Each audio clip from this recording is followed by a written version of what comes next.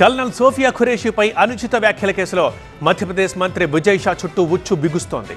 విజయ్ షా క్షమాపణలను తిరస్కరించిన సుప్రీం ఈ వ్యవహారంపై సిట్తో దర్యాప్తుకు ఆదేశించింది.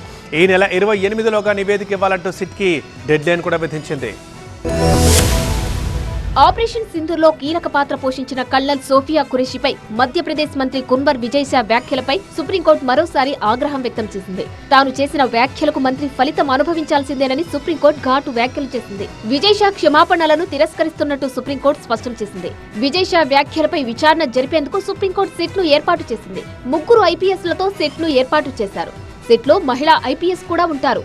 ఈ నెల 28వ తేదీ వరకు నివేదిక ఇవ్వాలని సిట్ను సుప్రీంకోర్టు ఆదేశించింది.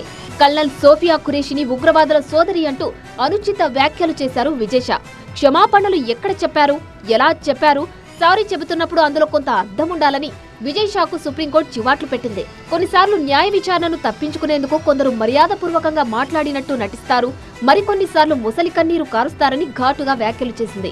మీ క్షమాపణ ఎలాంటిది, ఏదో న్యాయస్థానం అడిగింది కాబట్టి చెబుతున్నట్టుగా ఉందని, మనస్ఫూర్తిగా క్షమాపణలు చెప్పడానికి మీకున్న అభ్యంతరమేంటి అని జస్టిస్ సూర్యకాంత్ ప్రశ్నించారు. అయితే విజయ్ షా అరెస్టుపై స్టే కొనసాగుతుందని సుప్రీంకోర్టు తెలిపింది.